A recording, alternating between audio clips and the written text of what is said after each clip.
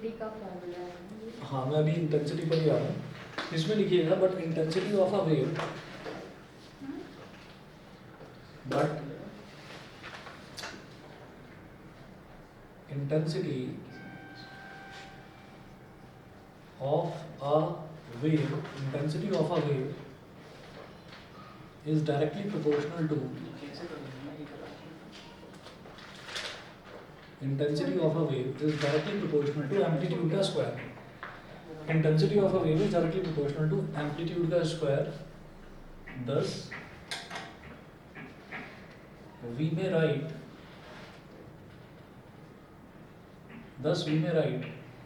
I is directly proportional to a square, or I is equal to k a square, I1 is equal to k a1 square, I2 is equal to k a2 square. Intensity किसी भी wave की जो intensity है वो उसके amplitude के square के directly proportional होती है. तो अगर ये प्रोपोर्शनलिटी साइन हटाना होता है तो ये प्रोपोर्शनलिटी कांस्टेंट आ जाता है विद एन इक्वालिटी साइन. तो I इज इक्वल टू के ए स्क्वायर. इसी तरह से जो हमने दो अलग अलग वेव सुपर इम्पोज कराई थी तो उसमें पहली वेव को फर्स्ट वेव को I1 मान लिया, सेकंड वेव को I2 मान लिया. I1 इज इक्वल टू के A1 square, I2 is equal to के A2 स्क्वायर. उसके बाद ये जो इक्वेशन है अगर इसको इक्वेशन नंबर 1 बोलते हैं, मल्टीप्लाई या 1 और 2 शायद मैं बोल चुका था पहले, है ना. तो ये वाली इक्वेशन 3 बोल दीजिए, इक्वेशन 3. और यहाँ लिखिएगा मल्टीप्लाई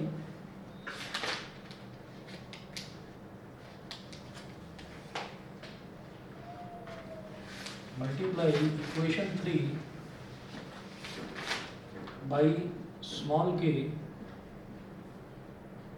ऑन बोथ साइड्स. ठीक है. तो इससे क्या हो जाएगा, k a square is equal to k a1 square plus k a2 square plus 2k a1 a2 cos phi. ये हो गया. फिर यहाँ मेंशन कीजिए k a square is equal to k a1 square plus k a2 square लिखिएगा as it is, plus ये जो k है इस k को आप लिख देना root k into root k. तो मैं इसको ऐसे लिख दूंगा root k into a1 multiply by root k into a2 फिर cos phi. जब देखिएगा I1 इज इक्वल टू के A1 square, I1 is equal to के A1 स्क्वायर हो गया. तो यहाँ से मैं क्या कह सकता हूँ,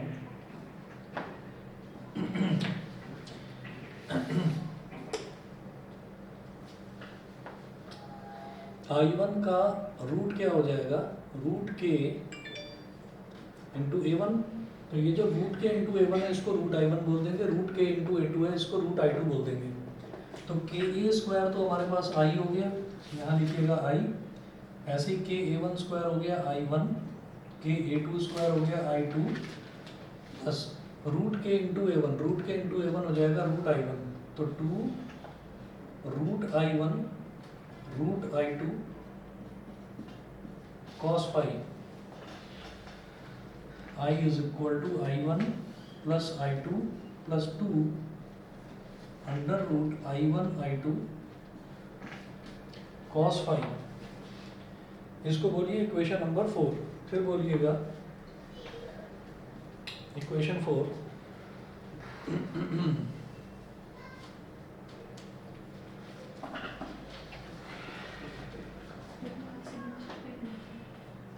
इक्वेशन 4. फिर इसके बाद लिखिएगा this equation gives the total intensity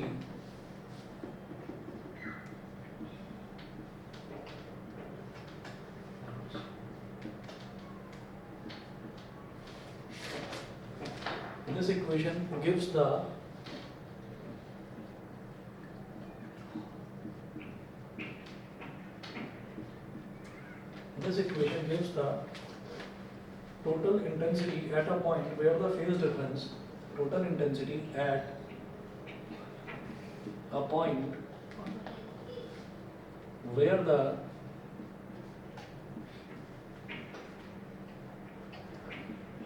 phase difference is phi, where the phase difference is phi. फिर कहेंगे हम the total intensity also contains a third term.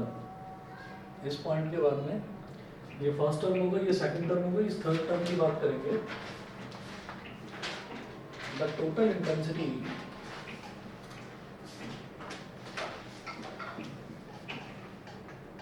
also contains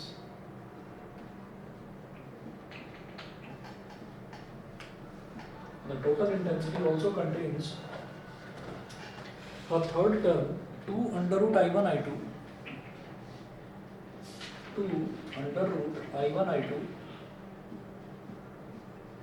cos phi, 2 under root I1 I2 cos phi, full stop. It is called interference term. It is called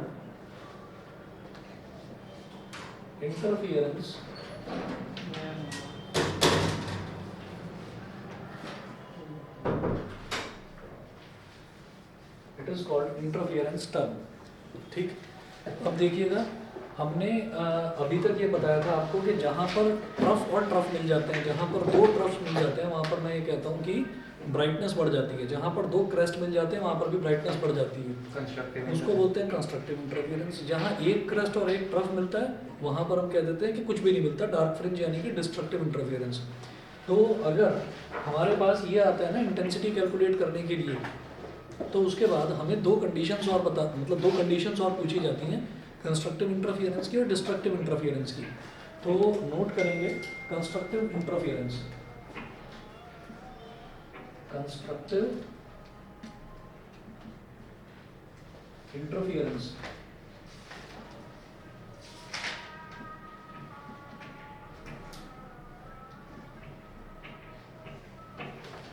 constructive interference में note करें, the resultant intensity at the point capital P will be maximum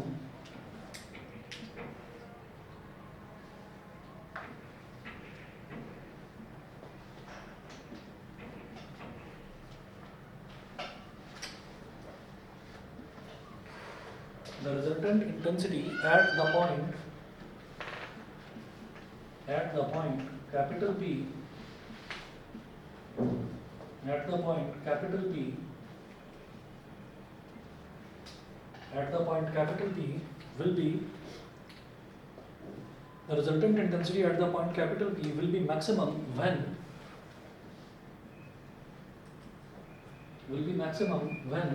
हम ये देखेंगे कि यहाँ पर I1 तो अपनी जगह है ही, पहले वाली वेव की इंटेंसिटी, I2 दूसरे वाली वेव की इंटेंसिटी, और 2 अंडर रूट I1 I2 भी आएगा. अब ये cos phi पर डिपेंड करता है कि अगर cos phi मैक्सिमम है तो हमको जो फाइनल हमारी जो इंटेंसिटी है वो ज़्यादा मिलेगी, और अगर cos phi मिनिमम है तो वो मिनिमम मिलेगी. cos phi की मैक्सिमम वैल्यू +1 होती है, मिनिमम वैल्यू -1 होती है. तो कंस्ट्रक्टिव इंटरफेरेंस का मतलब क्या है कि मुझे एकदम ब्राइट फ्रिंज चाहिए. ठीक, तो ब्राइट फ्रिंज के लिए मुझे cos phi मैक्सिमम चाहिए होगा. मैक्सिमम का मतलब +1. तो यहाँ नोट करें, when cos phi is equal to 1, the resultant intensity of the point P will be maximum when cos phi is equal to 1.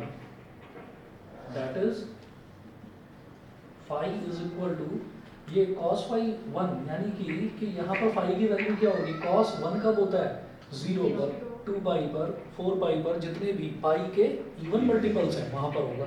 ठीक, तो phi is equal to 0, 2 pi, 4 pi and like this. ठीक है, तो phi की ये value होगी. तो उसके बाद आप ये लिखेंगे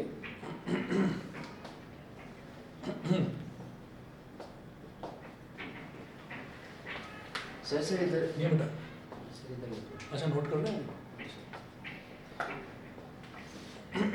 चलिए कोई बात नहीं, कर लो. मैं इसमें ना अब आपको ये बताना चाह रहा था कि जैसे मान लीजिए दो वेव्स हैं. अगर मान लीजिए एक वेव तो ये है, एक वेव ये है, तो इस वेव में यहाँ से लेकर यहाँ तक जो ये डिस्टेंस ट्रैवल करती है, इसको हम लैम्बडा बोल देते हैं. लैम्बडा मतलब इसकी वेवलेंथ. ठीक है, अच्छा. उसके बाद फिर हम ये कहेंगे कि अगर मान लीजिए कोई दूसरी वेव है, वो दूसरी वेव इस पॉइंट से स्टार्ट होती है, मान लीजिए वो ऐसी है, उसकी इंटेंसिटी थोड़ी कम है. ऐसी है, ठीक। तो मैं ये कहूँगा कि इन दोनों में जो पाथ का डिफरेंस है, पाथ मतलब लेंथ का डिफरेंस है, वो कितना है, लैम्बडा है। पाथ का डिफरेंस लैम्बडा है। अच्छा, पाथ का डिफरेंस लैम्बडा है तो फेज डिफरेंस कितना होगा, पूरा का पूरा 2 पाई। हमने ये बताया था कि यहाँ से लेकर यहाँ तक, यानी कि वेव जब अपनी पूरी एक साइकिल कंप्लीट करती है तो उसके कॉरस्पॉन्डिंगली हमने सर्कुलर मोशन में ये स्टडी करा था कि वो पूरा का पूरा एक सर्कुलर लूप कंप्लीट हो जाता है, यानी कि पूरा का पूरा फेज मतलब एंगल, पूरा कितना वो फेज कंप्लीट कर लेगा, 2 पाई, ठीक है। 2 पाई मतलब 360 डिग्री। तो यहाँ पर आप ये लिखिएगा, अब पाथ डिफरेंस, मैं ये बता दूँ,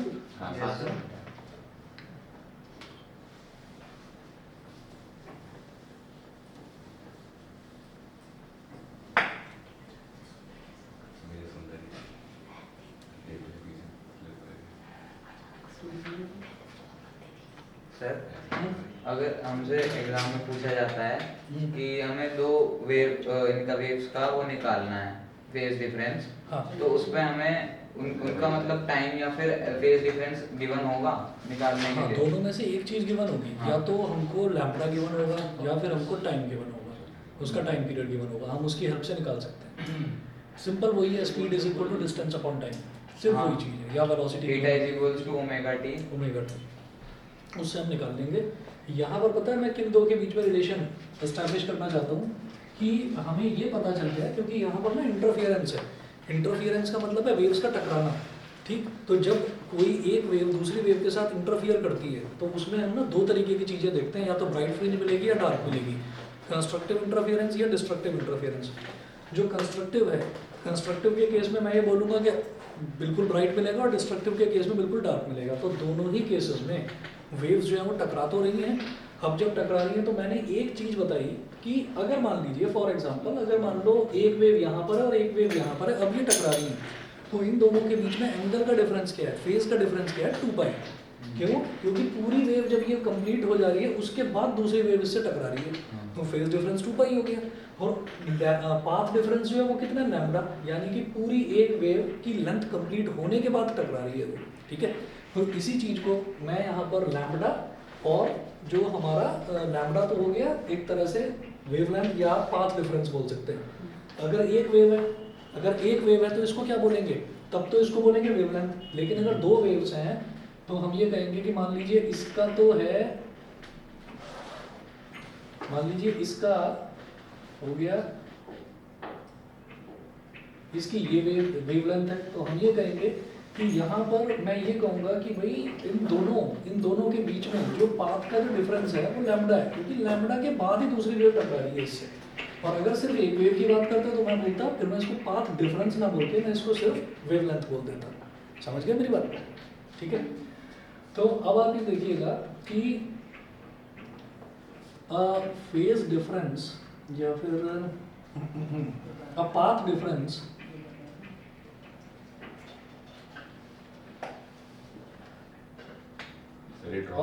लैम्बडा ना, ये तो समझाने के लिए बता रहा हूं। A path difference of lambda corresponds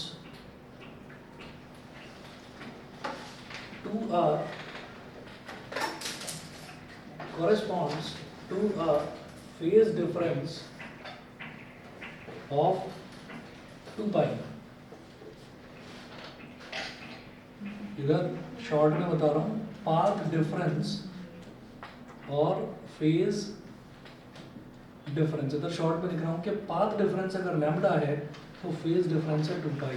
path difference अगर 1 है, लैम्बडा क्या लेंथ ही तो है, तो पाथ डिफरेंस अगर 1 है तो ये कितना हो जाएगा, 2 पाई बाई लैम्बडा। और पाथ डिफरेंस अगर स्मॉल p है तो ये कितना हो जाएगा, 2 pi by lambda into small p। शायद समझ में आ गई होगी ये बात। भाई मैंने तो ये कहा, भाई ऐसा भी तो हो सकता है कि वेव यहाँ से स्टार्ट हो रही हो, ऐसे स्टार्ट हो रही हो, ये वेव हटा दो, ठीक है। तो अब इस केस में हम ये कहेंगे कि ये वेव ऐसे पहुंच गई होगी आगे, तो इस तरीके से भी तो टकराव हो सकता है वेव्स का, इंटरफेरेंस इस तरीके से भी तो हो सकता है, और ऐसे भी हो सकता है, ऐसे ऊपर भी टकराए नीचे भी टकराए। तो हम ये कहते हैं कि इस केस में जो पाथ डिफरेंस है, यानी कि दोनों की जो वेवलेंथ्स है उनका जो डिफरेंस है उसको हमने बोल दिया लैम्बडा, तो अगर पाथ डिफरेंस लैम्बडा है तो इसका मतलब फेज डिफरेंस पूरा का पूरा वो कितना वेव ट्रैवल कर चुकी होगी 2 पाई। तो 2 पाई, अच्छा 1 है तो यूनिटरी मेथड है ये सिंपल 2 पाई बाई लैम्बडा, और अगर पाथ डिफरेंस p है तो 2 pi by lambda into p, बस समझ गए। लैम्बडा हमारा एंगुलर डिस्प्लेसमेंट है ना? नहीं, एंगुलर डिस्प्लेसमेंट तो थीटा होता है, लैम्बडा है डिस्टेंस, वेव ने जितना डिस्टेंस ट्रेवल करा है, पाथ है, पाथ लेंथ डिस्टेंस। लैम्बडा उसकी वेवलेंथ ही है ना। हाँ वेवलेंथ है, वेवलेंथ मतलब क्या हो गया, वेवलेंथ मतलब डिस्टेंस ही तो हो गया, लैम्बडा डिस्टेंस हो गया, वेवलेंथ हो गया, और थीटा हो गया एंगुलर डिस्प्लेसमेंट। थीटा की बात अभी कर ही नहीं जाएगी। तो a path difference of lambda corresponds to a phase difference of 2 pi, इसको साइड में लिख लेना, आपके रिवीजन टाइम पर ये चीज काम आएगी। फिर मैं सीधा ये पूरा ना समझाकर सीधा ये लिख रहा हूँ, therefore a path difference of small p corresponds to a phase difference of 2 pi by lambda into p, 2 pi by lambda into p। तो अब एक चीज देखिएगा, हमने ये कह दिया कि पाथ डिफरेंस अब स्मॉल p है। अभी तक मैंने ये देखा ही नहीं था कि भाई दो वेव्स जो हैं वो अलग अलग एंगल पर अलग अलग तरीके से टकरा सकती हैं। तो हमने ये कहा कि अगर वो टकरा रही हैं तो दोनों के वेवलेंथ्स में, यानी कि दोनों के पाथ्स में कुछ डिफरेंस होगा, उस डिफरेंस को मैंने p मान लिया, ठीक है। तो अगर p है तो फिर हमारा फेज डिफरेंस कितना हो जाएगा, 2 pi by lambda into p। Phase difference क्या है, phase difference is nothing but this phi, ये फाई तो फेज डिफरेंस है। भाई आप देखिएगा कि आपने एक वेव y1 मानी थी शुरुआत में, तो y1 क्या थी, a1 साइन ओमेगा टी, दूसरी y2 मानी थी तो ये क्या था, a2 sine omega T plus five. तो ये जो फाई है यही तो फेज डिफरेंस था, और ये जो फेज डिफरेंस है कंस्ट्रक्टिव इंटरफेरेंस में फेज डिफरेंस क्या आएगा, या तो 0 या फिर 2 पाई या फिर 4 पाई, ये फेज डिफरेंस ही तो है। अगर पाथ डिफरेंस p है तो फेज डिफरेंस इतना है। It implies that 2 pi by lambda into p is equal to 0, 2 pi, 4 pi, dot dot dot. ये हो गया। अब आप ये देखिए, अगर 2 pi by lambda 2 pi by lambda into p अगर 0 है तो यहाँ से p की वैल्यू क्या आ गई, 0। 2 pi by lambda into P अगर 2 पाई के इक्वल है तो 2 पाई से 2 पाई कट गया, p की वैल्यू क्या आ गई, lambda. 2 pi by lambda into P अगर 4 पाई के इक्वल है तो 2 2 जा 4, तो ये कितना आ जाएगा, 2 लैम्बडा डॉट डॉट डॉट, ये करके छोड़ दीजिए, समझ गए। तो अगर फेज डिफरेंस आपका 0, 2 पाई, 4 पाई, 6 पाई अगर इस तरीके से बढ़ता जाएगा तो पाथ डिफरेंस कितना होगा, 0 लैम्बडा 2 लैम्बडा, समझ गए, ठीक। ये हो गया, ये कंडीशन है कंस्ट्रक्टिव इंटरफेरेंस की। अब इसको जनरलाइज करके लिखा जा सकता है, ये बता रहा हूँ यहाँ से मैं, ये नोट कर लिया, ये इंपॉर्टेंट है, ये कर लेना। नहीं तो ये वाली जो 2 लाइन्स है ना, ये रिवीजन करते टाइम समझ में नहीं आएगी, अल्टीमेटली रटनी पड़ेंगी फिर, ठीक। तो ये आपका बेसिकली बस यूनिटरी मेथड है, चाहे तो छोटा छोटा पेन से लिख लो साइड में कि यूनिटरी मेथड, ठीक। ये बता रहा हूँ मैं सर, ये लिखना था, हाँ ये चीज लिखनी, कोई बात नहीं, वीडियो से लिख लेना। कोई नहीं, वो तो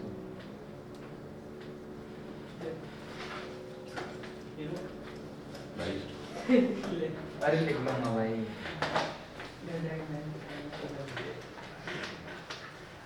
चलिए, इसके बाद आप ये कहेंगे hence the which implies that, अच्छा इसको क्या कह सकते हैं, p is equal to 0 है, 0 के बाद 1 लैम्बडा, फिर 2 लैम्बडा, फिर 3 लैम्बडा, फिर 4 लैम्बडा, ऐसे आता चला जाएगा, n लैम्बडा हो गया,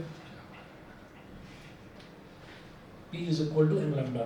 अब कहिएगा hence the resultant intensity at a point is maximum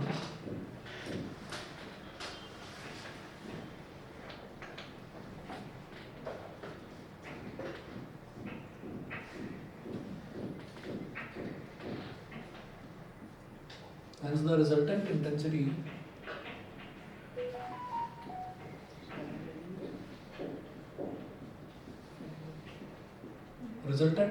at a point is maximum when the phase difference between the two superposing waves,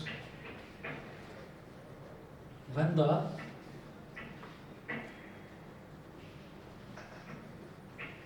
phase difference between the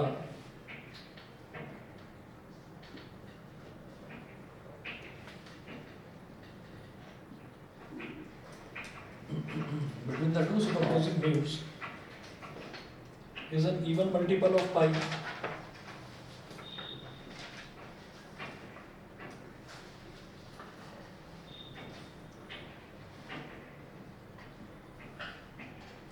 is an even multiple of pi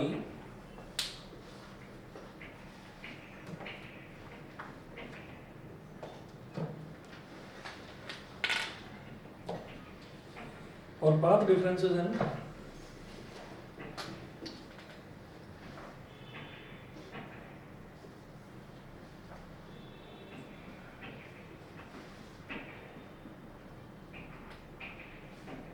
path difference is an integral multiple of wavelength lambda.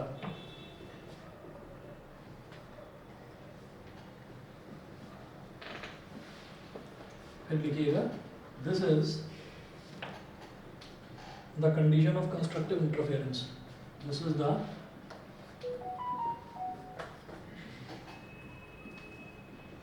condition of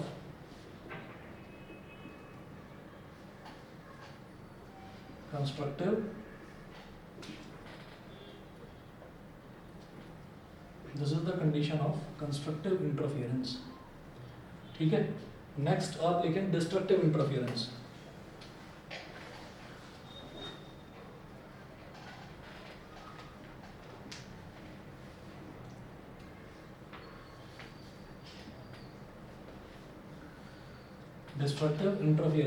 destructive interference में note करेंगे, in this case the resultant intensity at the point P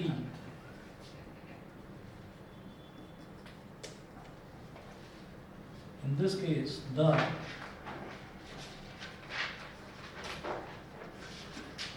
resultant intensity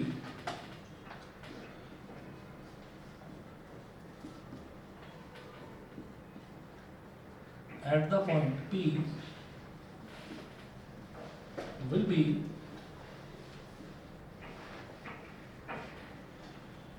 minimum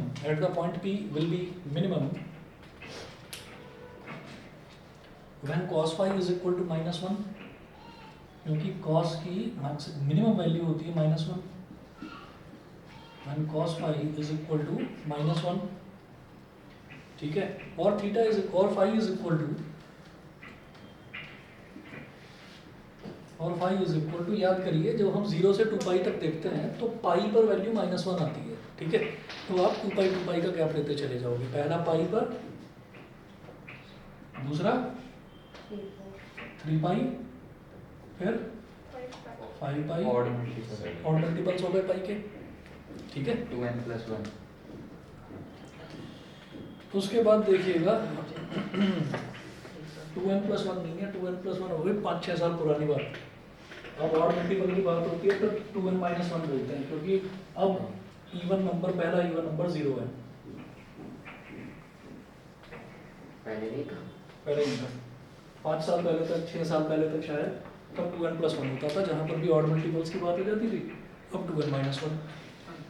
ठीक है, याद रखिएगा 2n-1 कैसे हुआ.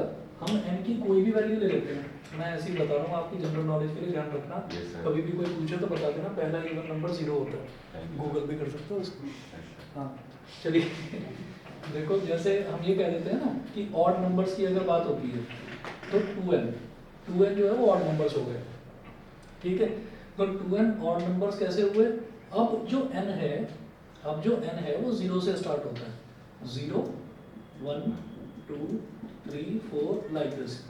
तो अगर n 0 है तो 2 into 0 0, 2 into 1, अगला नंबर 1 है, आप 1 डालिए बस. 2 into 1 कितना हो गया 2, 2 into 2 कितना हो गया 4, 2 into 3 कितना हो गया 6, मतलब मेरे पास इवन मल्टीपल्स आ गए. फिर डालो 2n-1, तो 2n-1 की जब हम बात करते हैं तो जो हमने अगर यहाँ पर 0 डाला, सबसे पहले अगर हम 0 डालते हैं तो 0 डालने पर हमारे पास -1 आता है, लेकिन जब हम 1 से स्टार्ट करेंगे तो 1 से स्टार्ट करने का मतलब है 2 1 2 और 2 -1 1, फिर 3, फिर 5 और इस तरीके से। ठीक, अच्छा अब यहाँ पर ये सवाल उठता है कि पहले हम तो 2n+1 बोल रहे थे, तो 2n+1 यानी कि मैं तो फिर 0 से ही अगर स्टार्ट करता हूँ तो हमारे पास सीधा सीधा आ गया ना 1 3 5 इस तरीके से आ गया। और 2n-1 क्यों बोला जाता है? 2n-1 इसलिए बोला जाता है क्योंकि n इज इक्वल टू 0 जो है, n इज इक्वल टू 0 यानी कि ये आपके सेंट्रल ब्राइट फ्रिंज की बात हो रही है। यंग्स डबल स्लिट एक्सपेरिमेंट में आप एम्पलीट्यूड कितना भी ज़्यादा ले लें लाइट का, कितना भी कम ले लें, ज़्यादा ले लें या कम ले लें, दोनों ही केसेस में होता क्या है कि जो सेंट्रल फ्रिंज है ना, जो सेंट्रल फ्रिंज है वो ब्राइट है, ब्राइट आएगी हमेशा। तो जब सेंट्रल फ्रिंज ब्राइट आएगी तो इसका मतलब क्या है? इसका मतलब ये है कि 0 वाली जो पोजीशन है वो हमने फिक्स कर दी, किसके लिए? फर्स्ट ब्राइट फ्रिंज के लिए। ठीक है, अच्छा और अब हम ये कहेंगे कि हमें तो एक जनरल एक्सप्रेशन चाहिए, तो जनरल एक्सप्रेशन के लिए ये 2n-1 किस लिए लिया जाता है? ये 2n-1 इस वजह से लिया जाता है कि ये हमको सारी वैल्यूज देगा। हमने ये कहा कि n को अगर हमने 0 डाला तो पहली वैल्यू -1 आ गई, तो -1 का मतलब क्या है? -1 मतलब 0 से जस्ट नीचे, 0 से जस्ट नीचे वाली पोजीशन पर भी हमको एक डार्क फ्रिंज मिलेगी, फिर उसके ऊपर फर्स्ट पोजीशन पर डार्क फ्रिंज, फिर थर्ड पोजीशन पर, और इसी तरह से n की वैल्यू को मैं नीचे करता चला जाऊंगा तो नीचे भी मेरे को वो मिलता चला जाएगा डार्क फ्रिंज। समझ गए? तो पहले 2n+1 चलता था, 2n-1 चलता है। इसके बाद आप इसमें नोट करें theta is equal to phi is equal to इतना हो गया, और वही वाली चीज जो हमने यहाँ पर करा था कि 2 pi lambda upon P, therefore 2 pi upon lambda into P is equal to क्या क्या हो गया? पाई 3 पाई 5 पाई, पाई 3 पाई 5 पाई, ये हो गया। यहाँ से पी की वैल्यू देख लीजिए क्या क्या आती चली जाएगी। देखो अगर पहली वैल्यू पाई है, अगर पहली वैल्यू पाई है, ये हम पाई क्यों ले रहे हैं? हमें तो फिर -पाई लेना चाहिए था ना, क्योंकि -1 आ रहा है। -पाई हम इस वजह से नहीं ले रहे कि मैं सिर्फ पॉजिटिव साइड ही देख रहा हूँ, नेगेटिव साइड नहीं देख रहा हूँ। तो अब आप इसमें देखोगे पाई से तो पाई कट गया, अगर ये है तो पाई से तो पाई कट गया, तो पी क्या हो गया? Lambda upon 2। ठीक है, तो यहाँ से क्या हो जाएगा? p is equal to lambda upon 2, 2 pi by lambda into p, इसको 3 पाई के इक्वल रख दिया, तो ये क्या हो जाएगा? 3 लैम्डा अपॉन 2, पाई से पाई कट गया ना, और 3/2 और लैम्डा इधर, फिर 5 लैम्डा बाई 2, लाइक दिस, ऐसे आता चलेगा। ठीक, तो इसको आप बोलेंगे दैट इज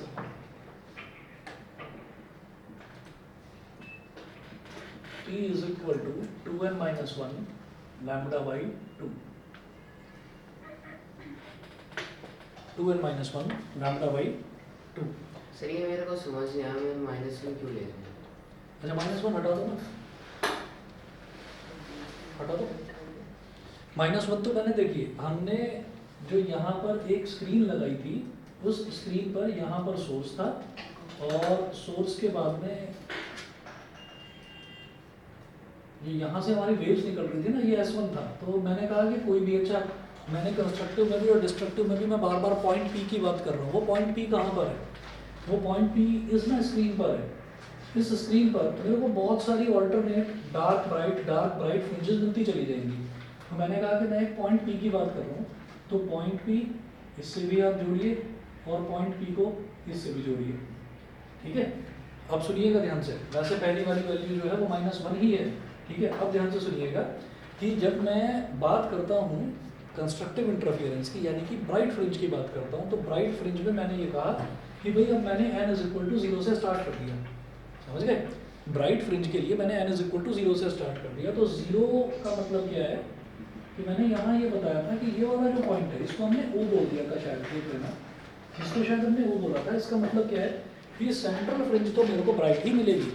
अब वो ब्राइट मिलेगी। अब मैं क्या चाहता हूँ कि अब जब मैं ऊपर की यहाँ की बात करता हूँ तो यहाँ बेटा डार्क मिलेगी मेरे को, फिर इधर ब्राइट मिलेगी, फिर इधर डार्क मिलेगी।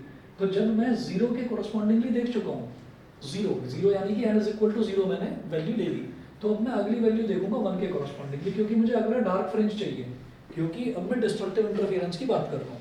ठीक है, क्योंकि मैं ऊपर की तरफ चल रहा हूँ। अगर मुझे नीचे की तरफ चलना है, तो मुझे वैल्यू -1 मिल जाएगी। अच्छा ठीक है, तो मैं ऊपर की तरफ चल रहा हूँ तो फिर मैंने n की वैल्यू 1 ले ली। जब n की वैल्यू 1 ले ली तो 2 1 2 और 2 -1 कितना हो जाएगा 1, इसलिए -1 मैं हटा रहा हूँ इनसे। अगर और अगली वैल्यू देखनी है तो अब आप क्या करेंगे, अब n की वैल्यू आप क्या लोगे, यहाँ पर 0 ले लिया, यहाँ 1 ले लिया, यहाँ 2 ले लिया। तो जब n की वैल्यू 2 लोगे तो n की वैल्यू 2 हम इसमें डाल देंगे 2n पाई में, 2n पाई में। तो यहाँ पर मैंने डाल दिया, तो 2 पाई के बाद अगली वैल्यू कहाँ पर मिल रही थी, वहाँ पर 4 पाई पर। और यहाँ पर कहाँ मिलेगी, यहाँ पर फिर मैं n की वैल्यू ये हो गया 0 1 2, फिर मैं 3 ले लूँगा। तो 3 ले लिया, 2 3 6 -1। तो यहाँ पर 3 लैम्डा 3 पाई के बाद में अगली वैल्यू कहाँ मिलेगी, 5 पाई पर मिलेगी। ये चीज़ है बस। और जब हम बात करते हैं, नहीं समझे, देखो हम जब फेज डिफरेंस की बात कर रहे हैं ना, जब फेज डिफरेंस की यानी कि एंगल की जब हम बात कर रहे हैं तो फिर मुझे ऑल्टरनेटली वैल्यू 1 3 5 वो लेते चलनी है। ठीक है, ऑड वैल्यूज लेते जानी है।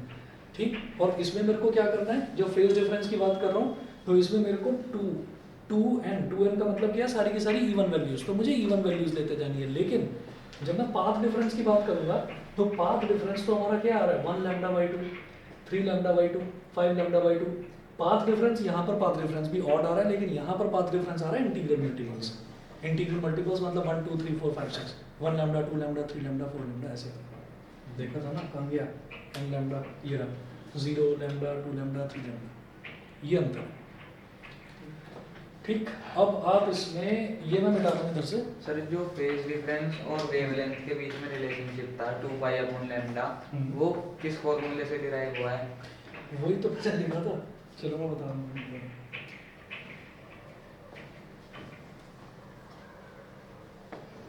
आप यहाँ पर ये देखिएगा कि मैंने ये कहा था कि अगर एक वेवलेंथ पूरी की पूरी वेवलेंथ कवर हो जाती है तो लैम्बडा वेवलेंथ जो है, लैम्बडा वेवलेंथ को हम पाथ बोल देते हैं। लैम्बडा के कॉरस्पॉन्डिंगली मतलब पूरी पूरी वेवलेंथ अगर कवर हो गई है तो फेज एंगल कितना कवर हो गया, 2 पाई। तो लैम्बडा कॉरस्पॉन्ड्स टू 2 पाई। तो इसका मतलब 1 अगर है, अगर वेवलेंथ 1 मीटर है, हम अगर स्टैंडर्ड यूनिट ऐसा यूनिट 1 मीटर लेकर चलते हैं, अगर 1 मीटर है तो फिर फेज कितना हो जाएगा, एंगल कितना हो जाएगा, 2 पाई बाई लैम्डा। तो अगर p है तो p के लिए कितना हो जाएगा, 2 pi upon lambda into p। बस ये वही चीज़ है कि 2 रुपए में इतना सामान मिलता है तो 1 रुपए में कितना, वो 2 डिवाइड में चला गया, यूनिटरी मेथड सिंपल। ठीक है, तो p is equal to 2n minus 1 lambda by 2। फिर लिखें hence the resultant intensity at a point is minimum। ये मिला दो।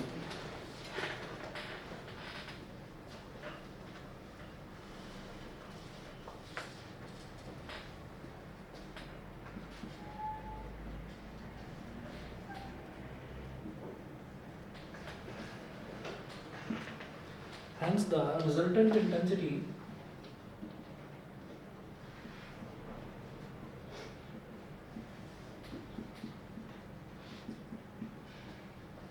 at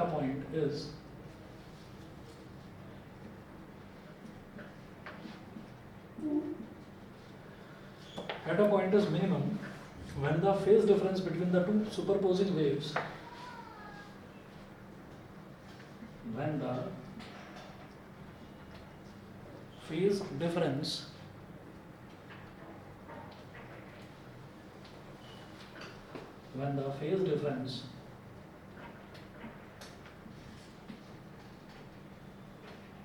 between the two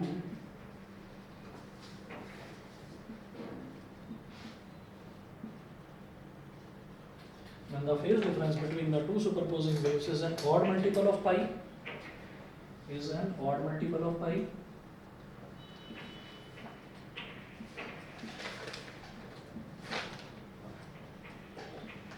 is an odd multiple of pi, or the path difference is an odd multiple of lambda by 2, or the path difference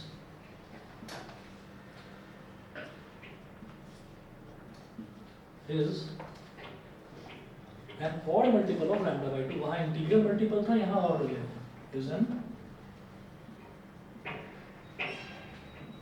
odd multiple of lambda by 2. This is the condition of destructive interference. This is the condition of destructive interference.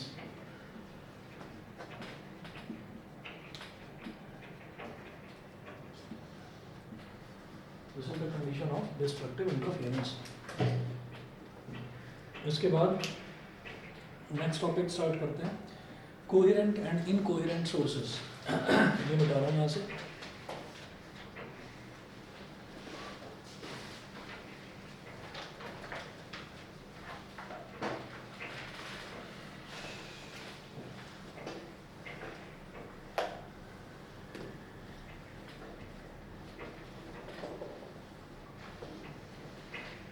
School कब तक जाना है आप लोगों को? अभी तो बहुत जाना है, एक और हो गई तो। जब मन करता है जब तक मन कर रहा है उनका। नहीं, आपका मन कब करेगा? सर रिपोर्ट होने के बाद नहीं करेंगे। सर वो तो प्रैक्टिकल हो कोई गया वैल्यू नहीं है क्या मन की? ना, बिल्कुल नहीं। बस ये कर देंगे कि बोर्ड से 5 दिन पहले छोड़ देंगे कि यहाँ घर पे बैठ जाओ। अभी तो चलो डेट शीट आते तुम सब घर बैठोगे, मैं बता रहा हूँ। ये बात है। डिस्कशन में बैठने को तो सारे के सारे मेडिकल बनवाने के लिए तुम लोग कोहेरेंट एंड इनकोहेरेंट सोर्सेस, इसमें लिखिएगा तेरा मेडिकल में मिला। To sources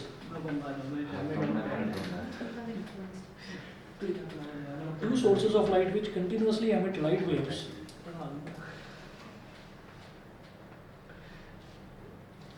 two sources of light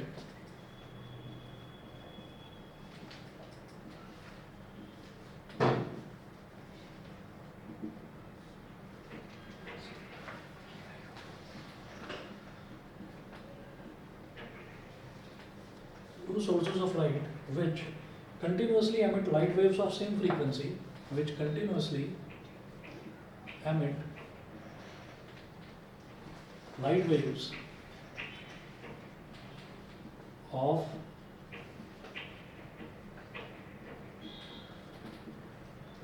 continuously emit light waves of same frequency bracket में लिखें और wavelength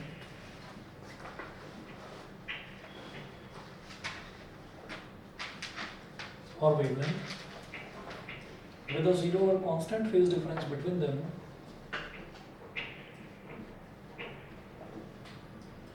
with a zero or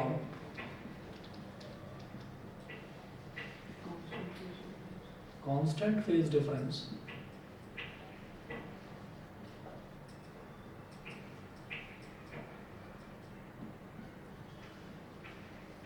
with a zero or constant phase difference between them are called coherent sources.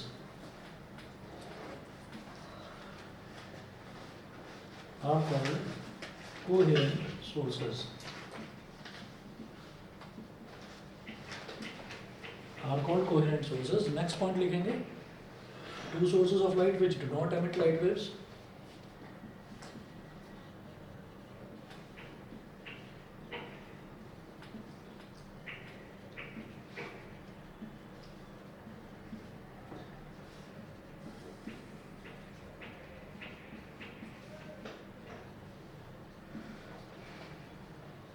Two sources of light which do not emit light waves,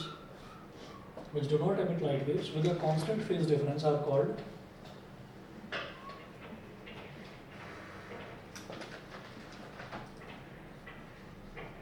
sir अगर दो waves के बीच का phase difference हमारा even multiple ना हो पाई का, तब तो हमारी कंडीशन फिर चेंज हो जाएगी, कंस्ट्रक्टिव और डिस्ट्रक्टिव फिर इंटरफेरेंस। ना तो कंस्ट्रक्टिव होगा ना डिस्ट्रक्टिव होगा, कुछ अजीब ही हो जाएगा। मतलब या तो ऑड हो, अगर ऑड मल्टीपल हो पाई का तब तो मैं बोलूँगा कि कंस्ट्रक्टिव होगा, कि बिल्कुल ब्राइटेस्ट फ्रिंज मिलेगी, ठीक है।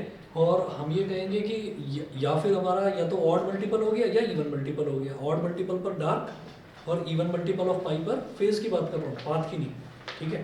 तो ऑड पर ब्राइट मिल जाएगा और इवन पर ऑड पर डार्क मिल जाएगा, इवन पर ब्राइट मिल जाएगा। लेकिन अगर कोई बीच का वैल्यू हुई तो बीच की वैल्यू पर ना डार्क मिलेगा ना ब्राइट मिलेगा, उनके बीच का नहीं कुछ मिलेगा। और यंग्स डबल स्लिट एक्सपेरिमेंट जो है वो इस वजह से करा गया था, यंग्स डबल स्लिट एक्सपेरिमेंट इस वजह से करा गया था कि मुझे बीच की कोई वैल्यू ही ना मिले, मुझे या तो ब्राइट मिले या फिर डार्क मिले, बीच का जो पैच है वो बीच का पैच में कुछ होना ही नहीं चाहिए, ये चीज़ है, ठीक है। तो कोहेरेंट सोर्सेज वो होते हैं, यही पूछना चाहते हैं कुछ और? हाँ ये पूछना था, मतलब फेज डिफरेंस अगर हमारा कोई जनरल थीटा है हाँ तो कुछ और भी वैल्यू हो सकती है, हो सकती है, हाँ, पर जरूरी नहीं है कि हमें हर फेज डिफरेंस पर कंस्ट्रक्टिव और कंस्ट्रक्टिव और डिस्ट्रक्टिव मिले, उनके बीच की वैल्यू भी मिलेगी, ठीक है ना। वो बीच की वैल्यू ऐसे ही है कि हमने ये कहा कि एक बार तो मिल रहा है हमको एकदम पूरा ब्राइट पैच मिल गया, तो वो क्या हो गया, वो हो गया कंस्ट्रक्टिव इंटरफेरेंस।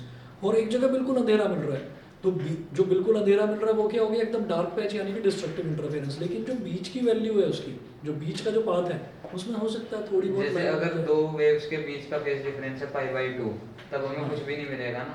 हाँ तब हमें मतलब धुंधली सी लाइट मिलेगी, ना तो उसको मैं ब्राइटेस्ट बोल सकता हूँ ना मैं उसको डार्केस्ट बोल सकता हूँ, ठीक है, ये होता है। तो two sources of light which do not emit light waves with a constant phase difference are called incoherent sources, are called incoherent sources.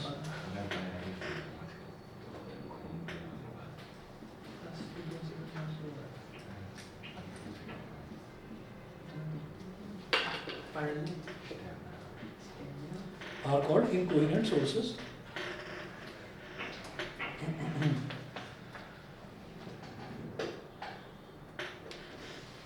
इसके बाद लिखेंगे आप नीड ऑफ कोहेरेंट सोर्सेज। मुझे कोहेरेंट सोर्सेज की, जो तुम्हारा जो सवाल था ना उसी का जवाब है इसमें, इस वाले टॉपिक में, कोहेरेंट और इनकोहेरेंट में। नीड ऑफ कोहेरेंट सोर्सेज, जो मुझे इंटरफियरेंस पैटर्न है यानी कि डार्क और ब्राइट फ्रिंज बनाने के लिए मुझे कोहेरेंट सोर्सेज की ज़रूरत क्यों है। तो यहाँ पर आप नेक्स्ट लिखेंगे need of coherent sources. Coherent और इनकोहेरेंट तो समझ गए ना। अगर मान लीजिए कितनी भी वेव्स हैं, 2 हैं, 3 हैं, 4 हैं, 5 हैं, उन सबका इंटरफियरेंस हो रहा है, तो अगर उन सबके बीच में फेज डिफरेंस कांस्टेंट मेंटेन्ड है, मान लो दोनों के बीच में फेज डिफरेंस कुछ भी है, मान लीजिए पाई का ही है फेज डिफरेंस, वो कॉन्स्टेंटली पाई का फेज डिफरेंस मेंटेन्ड है। ऐसा नहीं है कि कहीं पर तो बहुत जल्दी आ गई वेव दूसरी और कहीं पर बहुत लेट आ रही है। तो अगर वो कॉन्स्टेंटली मेंटेन्ड है तो हम उन दोनों सोर्सेज ऑफ लाइट को क्या बोलेंगे, कोहेरेंट सोर्सेज ऑफ लाइट। एक वेव किसी ने एक टॉर्च जला रखी है, किसी ने दूसरी टॉर्च जला रखी है, नहीं पहले में तो कांस्टेंट है, पहले में तो दोनों के बीच में, हाँ, और जो दूसरा वाला है दूसरे वाले में कांस्टेंट नहीं है फेज डिफरेंस। मैंने सेम लिख दिया क्या? हाँ लेंगे लिखा तो है which do not emit, हाँ मतलब लाइट एमिट नहीं हो रही, लेकिन बाद में लिखा होगा ना विद अकाउंट्स। हाँ ठीक है, हाँ तो समझे नहीं सर, समझ गया मैं। ठीक है चलिए बात करिए। Need of coherent sources for the production of interference pattern.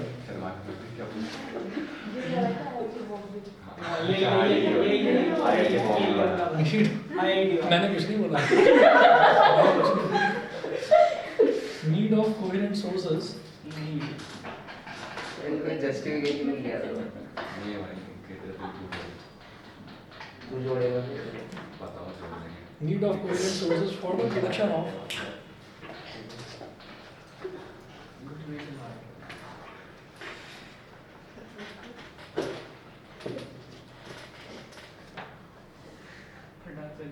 the production of interference pattern। भाई कर मतलब चलो छोड़ो। सर ऐसा रोकना नहीं चाहिए सर, ऐसा रोकना नहीं सर, कोई बात नहीं, भाई कोई दिक्कत है आपको? हैं? नहीं सर बोल दो, सब कुछ क्या मान लो सर कोई दिक्कत नहीं सर। नहीं मैं तो उसको मोटिवेट करना। हाँ सर, मोटिवेटर मैं बस भी ये- होते हैं मैं सर। बस ये कहने वाला था कि भाई अगर कुछ है ऐसा मन में वाकई में है हाँ तो भाई फिर पीछे मत हटना। हाँ मतलब फिर वही होना चाहिए कि मैं इधर तक मैं गाड़ी से आया था तो वापस भी गाड़ी से ही जाए। अच्छा वो हो है ना, यही कुछ होगा। पकड़ा था मुझे ना पता। इधर गाड़ी से आया था वापस गाड़ी से ही जाएगा। अभी लेकर आ वो भी अभी लाल वाले को बुला लाल वाली फोन ले आने प्रोडक्शन ऑफ, हाँ तो मैं भूल गया लाल वाली। देखा वो यार ये फिल्मों के डायलॉग सारे याद रहते हैं, है ना, पढ़ाई की चीजें ही भूलते हो बस। इसमें इंटरेस्ट है ना फिल्मों में। Production of interference pattern. बस उतारना आता है।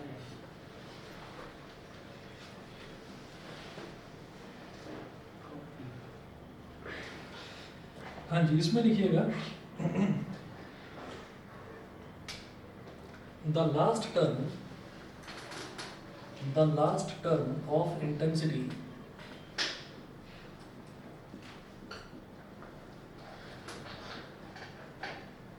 is the deciding factor तो फेज डिफरेंस तो हमेशा कांस्टेंट ही होगा। नहीं, इन्होंने बोला ना which do not emit light rays with a constant phase difference।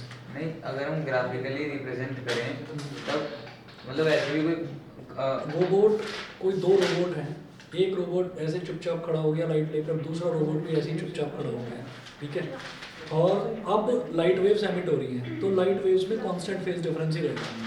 एक रोबोट से चुपचाप खड़ा हुआ, दूसरे को कुछ हो जाता है, बार बार ऐसे ऐसे हिलाने लगता है लाइट को, या ऐसे ऐसे करने लगता है, तो तब क्या होगा कि जो फेज डिफरेंस है वो दोनों के बीच का बिगड़ जाएगा। तो उसमें जो वो दोनों लाइट वेव्स, जो दोनों सोर्सेज हैं, वो दोनों सोर्सेज आपस में इनकोहेरेंट सोर्सेज सर एक का पाई, एक का 2 पाई, फिर पाई 2 पाई ऐसे करके भी एमिट कर रहे हैं, तो कांस्टेंट फेज तो भी कांस्टेंट फेज डिफरेंस है, तो भी कांस्टेंट फेज डिफरेंस है। पाई 2 पाई मेंटेन चल रहा है ना, तो भी कांस्टेंट है। पाई 2 पाई 3 पाई 4 पाई नहीं तो फिर कांस्टेंट नहीं है ना। बस ये The last term of intensity is the deciding factor for interference pattern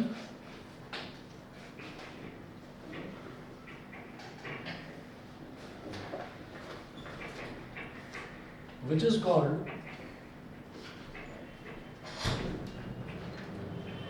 interference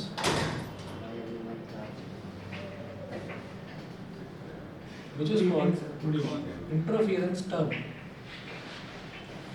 2 under root I1 I2 2 under root I1 I2 cos phi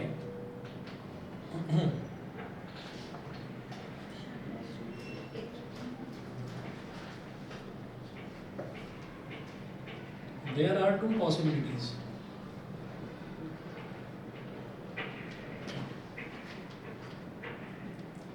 There are two possibilities. अब इसकी इस फैक्टर की इंटरफेरेंस टर्म का चेंज होने की दो possibilities हैं, और दो पॉसिबिलिटीज है टाइम, तो नेक्स्ट क्लास में, नहीं तो नेक्स्ट में करता हूँ, ठीक है, इतना ही कर लीजिए नेक्स्ट क्लास में। और मैंने आपको बताया था कि आज जैसे 8 तारीख है, बस 2 दिन की बात हो रही है, फिर उसके बाद आपकी रेगुलर होगी फिजिक्स की भी क्लास, और ज़्यादातर आपकी मैथ्स की भी रेगुलर ही होगी क्लास, ठीक है।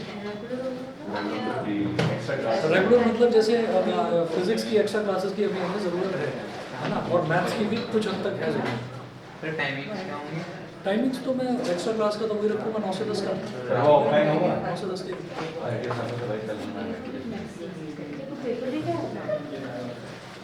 ये मैथ्स का और ये दोनों है सर। सब है। चलिए कल डिस्कस करता हूँ उसको, हैं? कल डिस्कस करता हूँ पेपर। सर मैं कल बोलूँगा मेरा थैंक यू सर। अरे ईशान सुनना भी 1 मिनट। दिवांश